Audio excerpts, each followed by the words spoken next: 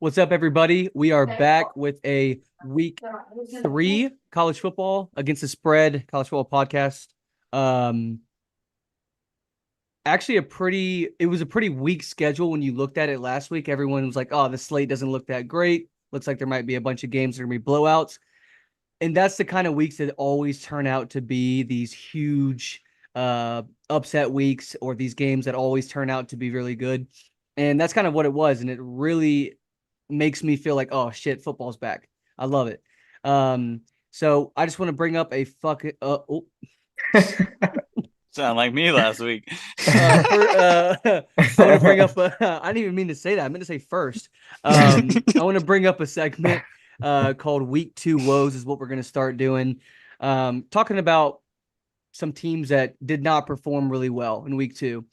A couple New teams, I'm gonna segment. list them off: Auburn, Penn State, Notre Dame, Oregon, Alabama. I mean, these are the teams that really did not do well last week, and against teams they probably should have beaten or should have done better against. Mainly, I think that we're going to talk about a couple of these. I think that Auburn played really, really poorly, like undisciplined. The quarterback's Understatement. awful still. Like everything that we thought in week one about this team just didn't pan out again. And it's the same thing that we got tricked into last season when they had a great first game. Everyone's like, oh my gosh, Auburn's going to be okay. They're going to be good. They go and they lose to Cal. It's the exact same thing, except it was in Jordan Hare this time. Okay. That you can't lose in Jordan Hare to Cal like that and get embarrassed. You're a 13 and a half point favorite and you lose the game outright by like, what was it, Yeah. seven that they Yep, lost by? 7.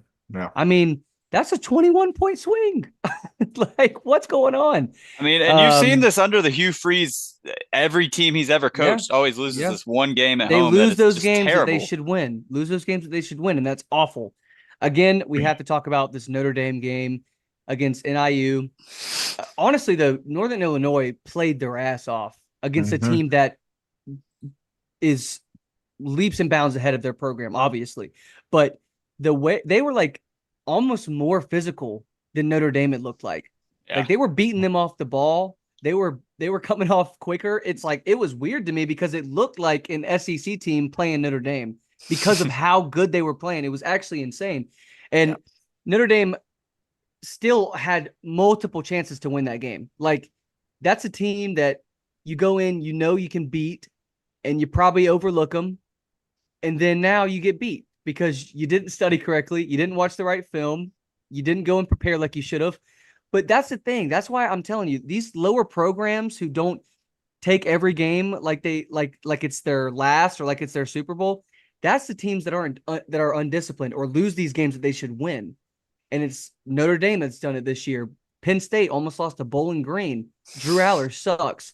Um, you Week two got woes, all Drew Aller. I mean, dude, there's so many things that have happened. And honestly, I don't know if Oregon's just not as good as we think they are or if Boise State's Yeah. very good. It's got to Because, be that something. was that was gonna be hey, one of my woes because Oregon. Genty's probably a Heisman like front runner right now, maybe like top two. He's Yeah. insane. That kid's He nuts. doesn't have a quarterback, and he's running the ball, and no Yeah. one's been able to stop. I mean, Southern definitely couldn't stop him, but Oregon, Dan Lanning, Oregon's supposed to be a powerful team that's going to be able to compete with the Big Ten teams. yeah. Dude, they're getting ran on all over the place You by throw this that in kid. front of Ohio State, what happens? I mean, Honestly, I don't know. Yeah. I think he would do pretty well against Ohio State. I think he would at least have 100 yards against Ohio State. Like yeah. he's that good. He's He's a like stud. 250 plus. But Brendan, you have any woes you want to talk about?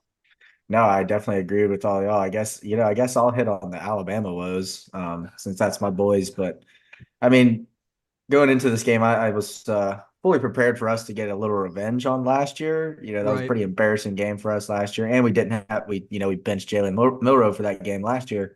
So I was kind of okay, we got our starting quarterback. We're about to run through these boys, really really put a beating on them.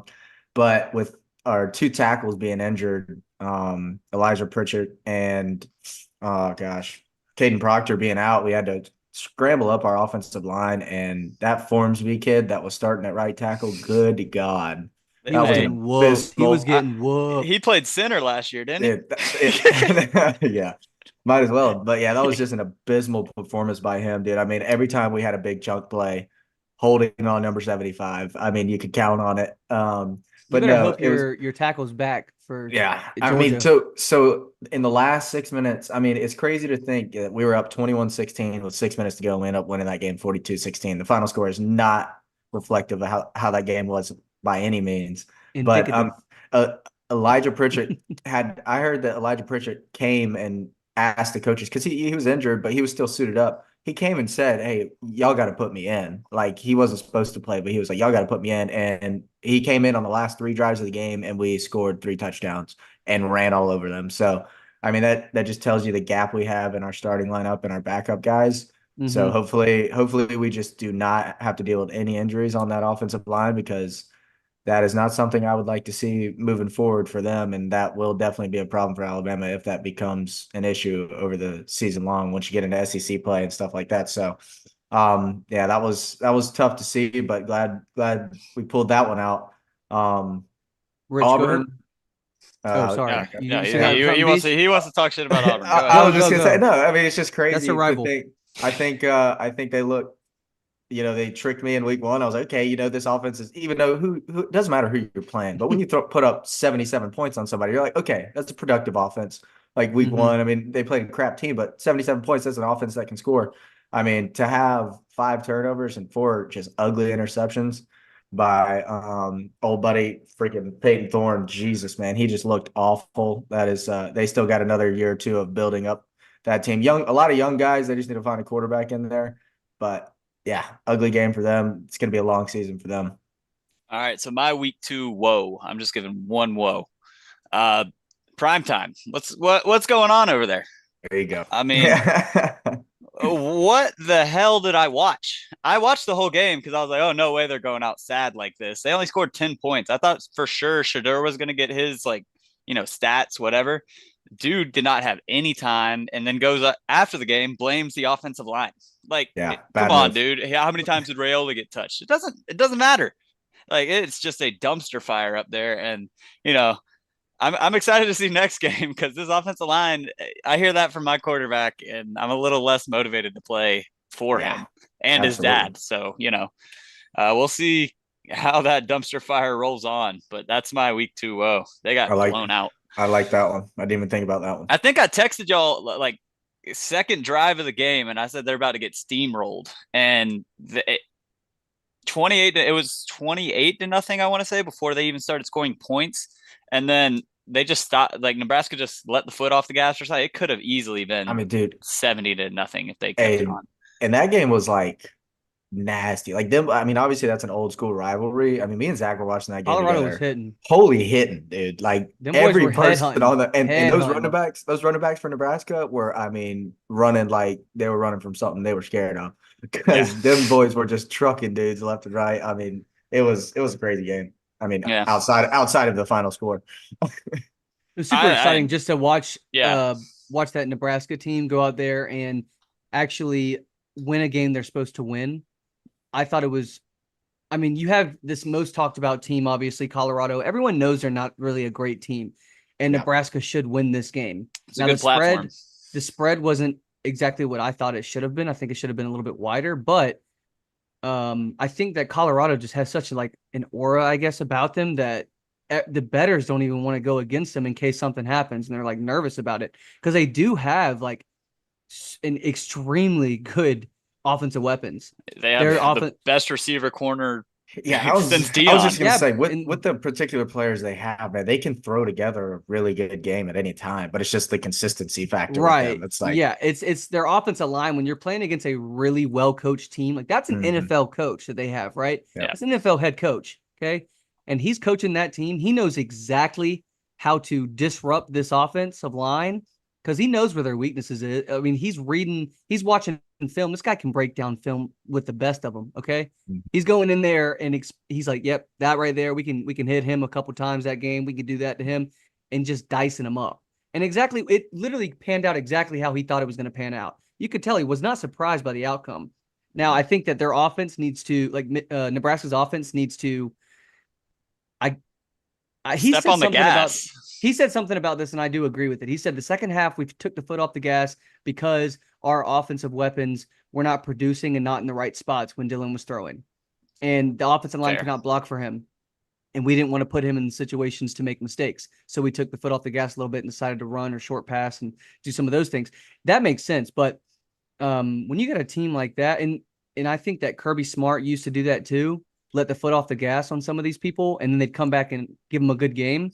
Mhm. It's like Colorado, like they were like making a good little move back, and you're like, okay, oh shit, like you need to. You always felt like Colorado was going to score next drive, one play, and that's not a situation you need to be in if you're Nebraska. Just step on the throat and call that. Yeah, exactly. And that's where Matt Rule just needs to just say, "F it, let's go." Yeah. And Rayola can do it. Minnie Mahomes, I hate him for dressing up like Mahomes. Well, yeah, because what was that? He has that talent. Yeah. It's undeniable. They'll get there. I mean, dude, imagine him at Georgia behind Carson Beck, just waiting in the wind. Like that would have been insane to have that kind of talent behind him. But obviously, he's at Nebraska and he's starting his freshman year and he's playing really well, which is what everyone thought he was going to do.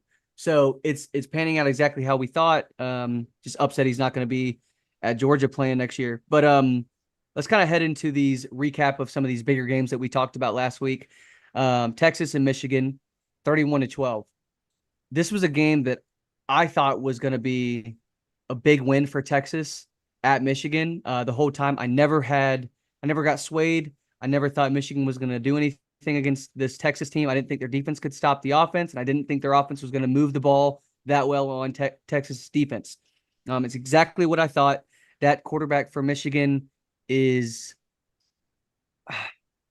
he just looks really unprepared, and he looks nervous the whole time. And the problem is, and it's exactly what we talked about last week and what I said, you can't march some kid out there and have a half-ass game plan ready for Texas and expect to win. It ain't going to happen, dog. That's not how it's going to work. You can't just be like, all right, dude, you go in there and I know we created this whole Michigan-style offense for this other kid, but we're going to throw you in there because we think that you're the guy and just go ahead and try to run this offense. He couldn't run it, and it showed very heavy that was not exactly what Michigan had in mind for that game. And I think they thought they could run on them. And Texas was just too big up front. So game turned out how I thought it was going to turn out. I took Texas -7. That bet definitely hit. I feel like it was the steal of the week. So we're going to have to see if Michigan can clean up their quarterback situation. Brennan? Yeah, no, I agree. Michigan is just very underwhelming on offense. And it's even though how good of a defense you have, like, I mean, you turn over the ball 2 times. Oh, shoot. 3 times. They had 2 interceptions and a fumble. You turn over the ball that many times against a team like Texas, man, they're going to beat your face in. So Michigan's offense has 3 touchdowns on the year. That's it. I mean, they only had 2 against Fresno State in week 1, and they had 1 in this one. It's just very, very underwhelming. I love their defense, but their defense can only do so much when you're playing that bad of offense. So I actually, dude, I mean, with Oregon playing the way it is and Michigan playing the way they are, I mean, I might see USC as the number 2 team in the Big Ten right now. Yeah, I agree. I agree, Brandon, for sure. It's kind of crazy because USC just put up a goose egg to Utah State, and it's like, hey, I know it's Utah State, but I mean, last year USC's defense would have at least allowed 21 points or something. So I mean, they're looking pretty good right now. Michigan is they definitely have a lot of things to figure out. They can stand on is that defense always. If they get something going in that offense, they'll be all right. But until we see something from that side of the ball, man, Michigan's not looking too good for them. Yeah, dominant performance from Texas. That should have just been a bet of the week for me, 100%. And it turned out exactly how we talked about. We just thought Texas was going to kick their face in. Michigan's only chance was really having their crowd in it, and Texas took that out like second quarter. So, it turned out kind of how we were talking about it. So, not much to say here. I will say this: if you have a 2-quarterback system, you have a no quarterback system. That's how it always turns just out. Plain and so, there's never been a successful 2-quarterback system in the history of football.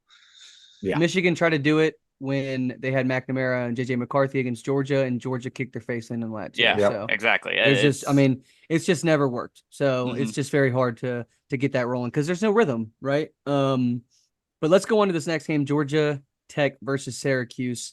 I loved this game. In fact, I thought it was going to be really fun. but I was scared to bet it because I thought that Syracuse was a little bit better than people thought they were. And Georgia Tech, although they won against Florida State, obviously Florida State's not the kind of team that we thought. So I didn't touch it because I thought Syracuse had a chance to win, but I didn't want to be upset by Georgia Tech. So I didn't go near it, but kind of turned out to Syracuse turned out to be the more physical team. And I know, Brennan, you were talking about how Georgia Tech, very physical team, think they're going to overpower Syracuse. And it just didn't turn out that way. And I think that Syracuse took offense to what Brent Key said. And this is like simple football, right? Brandon Brown came from Georgia. He's got that blood in him. He knows exactly what that dog is. And you're going to sit there and talk shit and basically call them like a not physical team and say you're going to overpower them. That's good. Dude, you're just giving them fuel. Why would you give a team fuel in general, right? Kirby Smart never says shit about nobody, right? You never hear Nick Saban talk shit about anybody. And there's the difference in these coaches that win a lot and don't win. Because you give teams fuel, they're going to kick you in the mouth. And that's what Syracuse did. They came in there with a chip on their shoulder, and they were like, you know what? You're going to talk shit to us in our house and think you're going to overpower us? No, not happening. So I don't think the scoreboard really reflected actually what the game was, because Georgia Tech made a late push, but Syracuse controlled that whole game. Brennan? Yeah, no, I mean, looking at the stats, it really wasn't that much. I mean, the only lopsided thing I can see is time of possession, and obviously, Syracuse won by 3 points, so time of possession kind of gives them that edge. But I mean, the one padlock stat that I looked at that I thought was going to be the key for a Georgia Tech win was their rushing offense, because Syracuse had just given up 250 yards to Ohio the week before. So I was like, God, if you're giving up 250 yards to Ohio, like what's Georgia Tech going to do to you? But they only gave up 112 yards rushing to Georgia Tech. So that's kudos to them. They knew how to do it. And I mean, Tech still turned around and threw for 266 yards. Like, that's not bad. I mean, that's still good out of Haynes Pretty King. good day from Haynes King. Yeah, that's a pretty good day. So I mean, at the end of the day, you're right. I mean, Syracuse just straight up won this football game. There was no turnover, so it wasn't like one key thing to look at. Oh, hey, here's why Georgia Tech lost it. It was just I think Syracuse won the battle in the trenches, which definitely surprised a lot of people. But Syracuse, hey, look out for them in the ACC, dude. They might be a little sneaker team. Their schedule, super easy.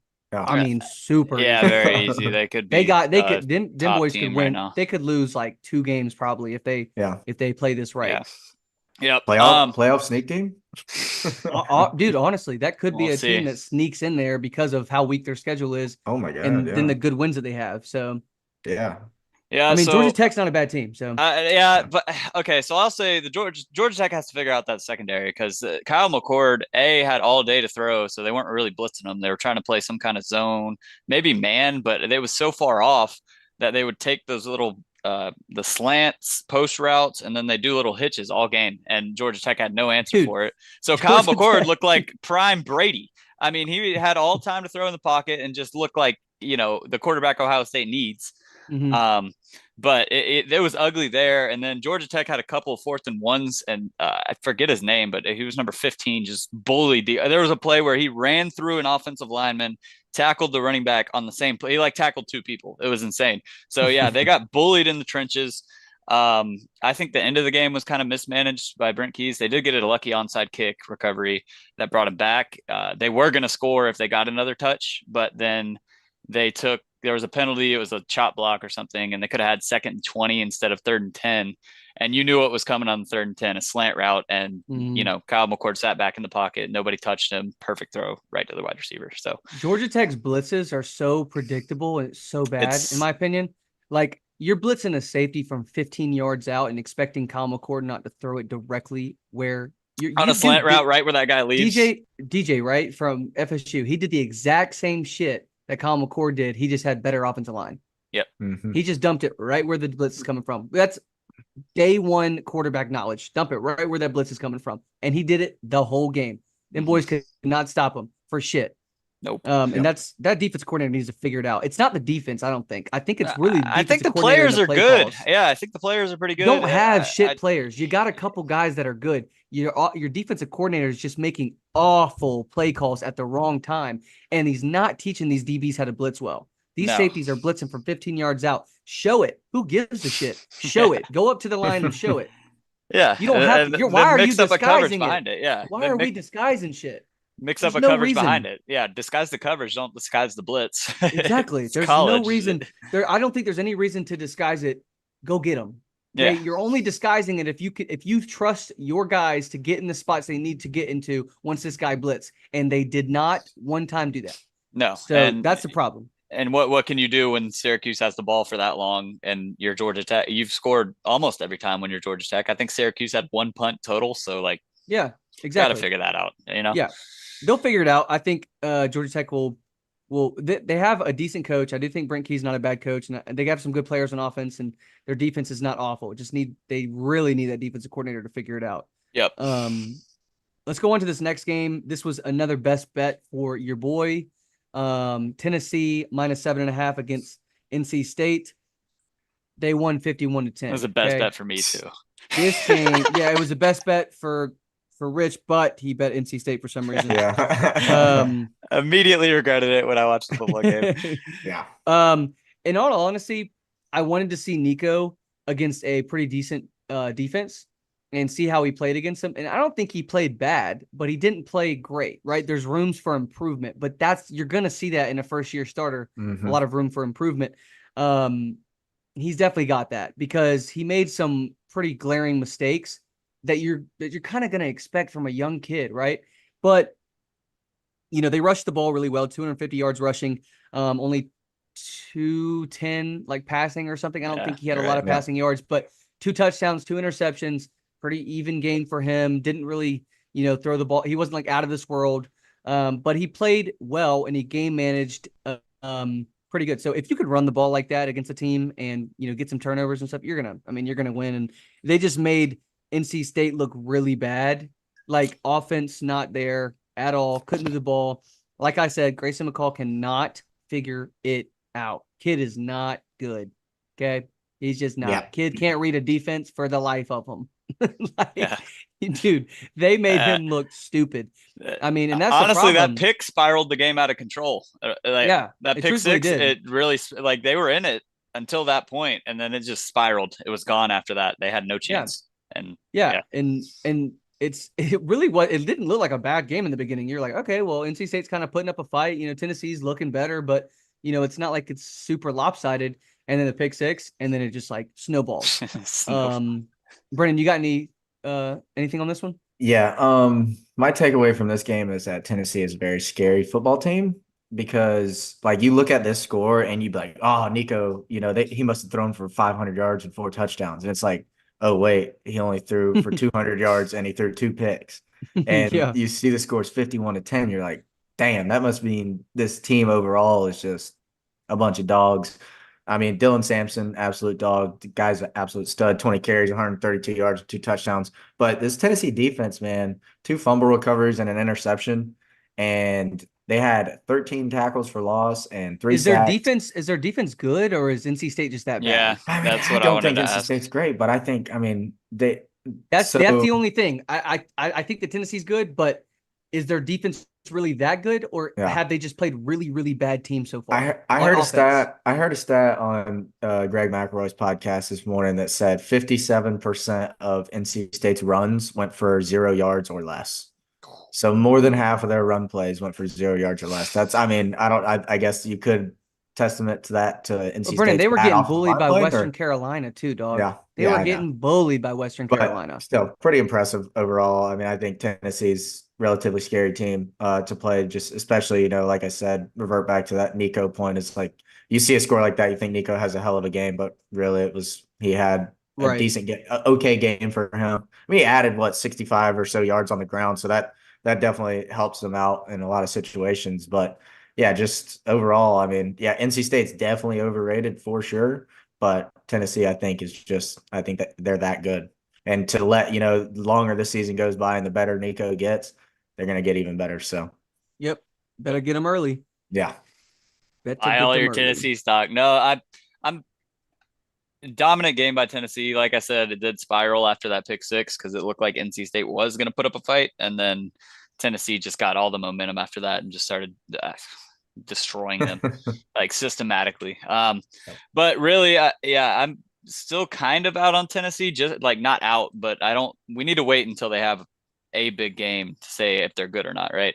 Because we got to see Nico against, I guess that defense is pretty good, but we got to see Nico against a better defense, and then we need to see this defense against a better offense. That's all I can really take from They the game. travel to Boomer Sooner Land in week 4, so that'll be a Oh, good one. and also worst bet of the week presented by Rich Rappa last week, taking the Wolfpack +10. So pretty bad. Yeah. Hey, we'll blame the Lake Day on that one, huh? Yeah. We'll blame Lake Day on that one.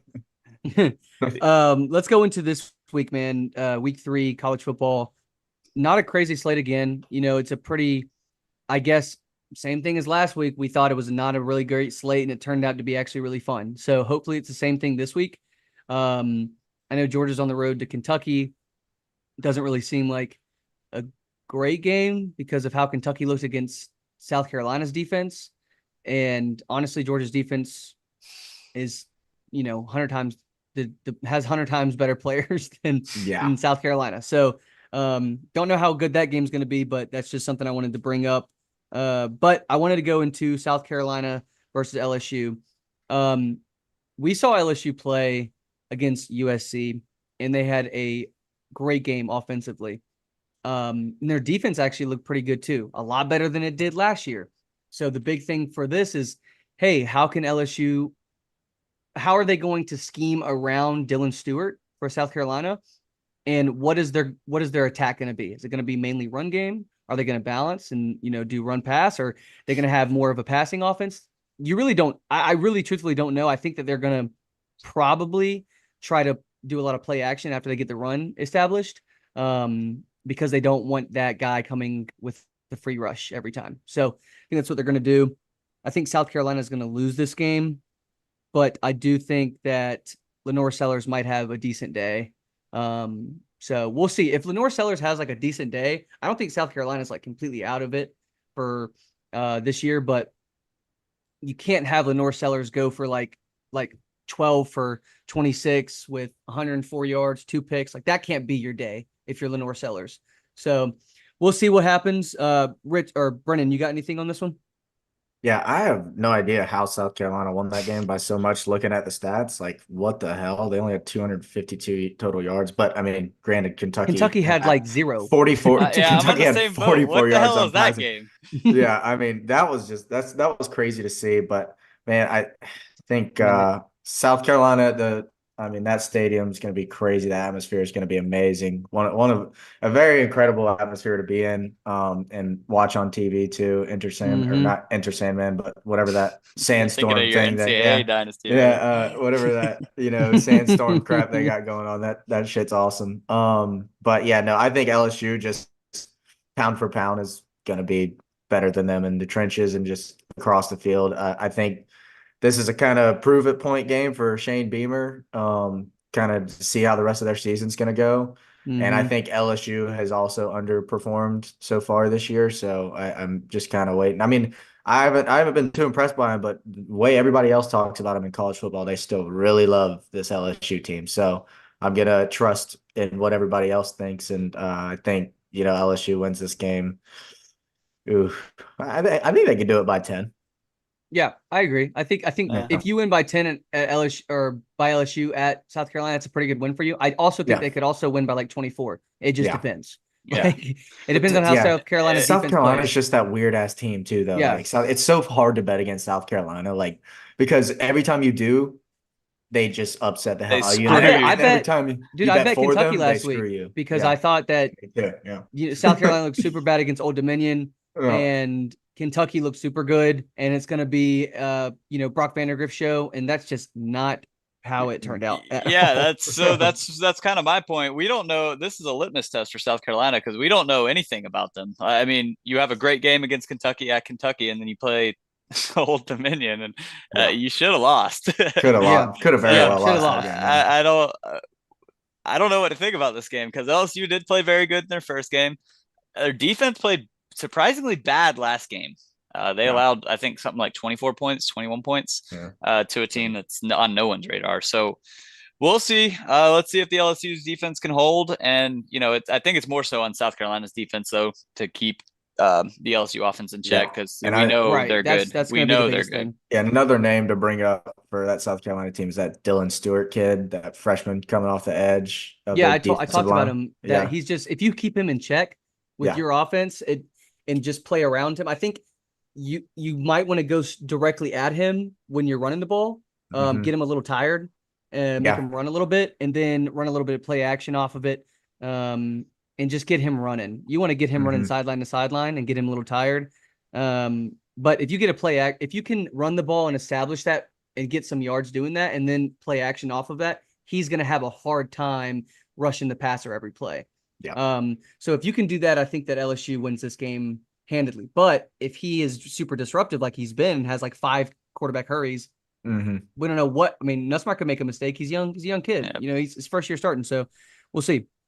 I do want to go into this next game, BC and Missouri. This is, what's insane about this game is that Missouri's 17-point favorites. Hmm. That's a lot, in my opinion. I mean, I Yeah. know BC is not like on anyone's radar, but they're a ranked team and they played really good against FSU. And, FSU's not very good, but they handled them. So, I mean, I don't know. I think my biggest thing when it comes to this game is how can, BC's coach, what's his name? He's Bill O'Brien. Bill O'Brien. Bill Yeah. O'Brien. How can he scheme around this Missouri team, right? Like, he schemed really well for that FSU game. Can That he was a do the coaching same thing? masterclass. Yeah. Right. Yeah. He dialed shit up the whole game. Can he do the same thing against Brady Cook in this Missouri offense? Yeah. That's the biggest thing. You're gonna have to lock Luther Burden down. You're gonna have to bracket his ass the whole game. And then once you bracket him, they're gonna have that quarterback still being able to make moves to the other wide receiver. I think his name's like Weeze or something. So I think it's gonna be tough. But if Missouri's offense gets stumped a little bit, BC has a chance because they can run the shit out of the ball. So, Hmm. but 17's a lot. I don't know if I would take that bet just because it kind of scares me, but I do like Missouri to win for sure. Yeah. Yeah, no, I'd agree. 17 points is a lot. And BC, like for a typical BC team, yeah, they absolutely manhandled Florida State week 1, but they went out and played, what is it, Duquesne? Is that how you pronounce that? Last week, and they beat them, 56-0. So that's that's how you should play against teams like that. So like that Right. shows like, hey, they're not taking any games off. They're not just like, oh, looking ahead. Missouri, like they played that game how they should have. Very impressive on their part. Yeah, Missouri up to number 6. Dude, it's crazy. SEC is what, top six of the top 7 teams right now, Yeah. something like that. I mean, absolutely And insane. dude, Georgia's schedule is so hard. It just Yeah. gets harder the longer the Um, I season mean, the goes. more the season's going along, these teams are looking Keep better winning. and better. It's just, Yeah. it's gonna be super fucking tough. No, I think Missouri with the home field edge here. Obviously, I think they win the game, but look for Boston College to really. I think they keep this one close. I think I'm probably gonna end up throwing money. I don't know if it's gonna be one of my bets of the week, but I'll probably end up throwing money on Boston College plus points. That's a lot of points. Yeah. Yep. I'm gonna save it for best bets, but this quarterback Thomas Castaños is a baller. He's a baller. Yeah. I think this game's about to put him on notice. I think Bill O'Brien, he really shows how like he has that NFL approach, right? Where he's watching film, not taking any days off, just like when he was with Belichick. I mean, he really wants to build a program at BC or at least bounce himself to another job.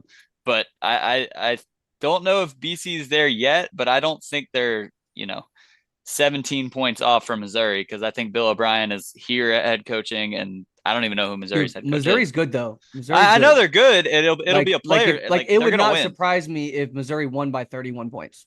Yes, But it also wouldn't surprise me if they only won by 10. So that's the problem with this team. Yeah, but I just don't know. Florida State had way better players, and BC handled Florida State because Has better players than Missouri? no, Florida Like State has better players than Boston College, and BC handled them. Yeah, And so I'm but, saying it's a coaching difference at that they've point. had And then I think they have no togetherness at all at, Yeah. I agree. FSU. I agree, but So- I think Boston College could really surprise us here. Yes, it wouldn't surprise me if Missouri won by 31, but I don't think that's going to happen. If the problem with this quarterback for BC is he's not great in the pocket. The kid gets scared really quick and he runs. Off schedule. And you know what the problem with him is when he runs, Dude, I've never seen this shit ever by a quarterback.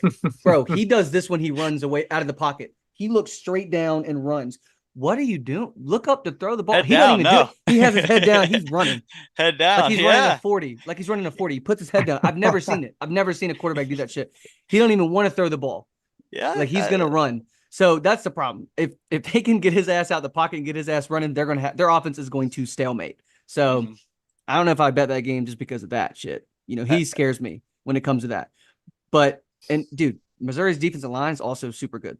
But let's go to this next game, Alabama versus Wisconsin. It's gonna be our last game of the week to look at. And the only reason why the only reason why I really want to bring this game up, I mean, I know like Bama probably has like a 95% chance to win this game or something, right? But they just played really bad last week against USF, and I would really like them to come out and play better against this team. And Wisconsin's not a bad team, but Alabama should win this game handily, right? It's a 16-point spread. They should win by more than 16, I think. Although it is in Wisconsin, I think Alabama is the better team. I think they're going to have a better game plan against this team. And honestly, they might have been looking forward. And the problem is that we thought that last year with USF game, and they beat the shit out of the team they played after. So, I mean, I'm not really worried about it. So I think that Alabama's going to have a great day. I think that Jalen Milroe he's super good on the ground. He makes a lot of mistakes, though, when he has to throw the ball deep, especially if it's sit there for a minute. But he can run the ball better than most running backs and wide receivers. So this kid's electric with the ball in his hands. So I think that's going to be really fun to see if they can get that dialed in again like they did game one. Brennan, got anything? Yeah, I mean, hopefully I haven't really looked in. I mean, Elijah Pritchett should obviously be good to go, our right tackle. Yeah. Caden Proctor's still a question mark there. So hopefully our offensive line will have, a little better grasp on just don't freaking hold every effing play, man. I mean, last week watching that game, dude, it was like me and Zach were sitting there watching it together, and it was like every big chunk play we had, 20 plus yards, called back. And it was just like, dude, I mean, you can't win a football. I mean, thank God we're only playing USF, but like, imagine playing a little bit of better team. You're not winning that game. So and I would love to see a more like dynamic scheme on offense. I know like we should obviously play with what we have, but like, I just want to see little slants across the middle, dude. I understand Jalen Milroe's not an expert at slants across the middle, but he's got to be able to hit a fucking 5-yard slant across the middle at some points in the game. If the only game plan is either hand the ball off or Jalen Milroe drop 3 steps and just chuck it as far as you can down the field to somebody, like we're not going to beat very good teams like that. And so, I mean, and I know we have a great run game when our starting offensive lineman in it, and it worked, but like I just want to see a little bit of mix up.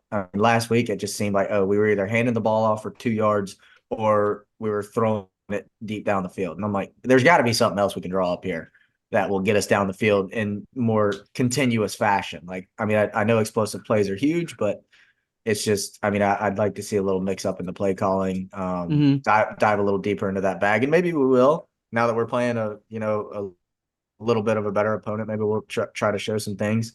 The problem is when you go in against these teams and you're playing vanilla, and then you get in games like that, like y'all had, it's super difficult to figure out if you want to dive deep into your bag or not, if you think you can win. And I think that they didn't really dive deep into their bag until like halfway through the fourth quarter.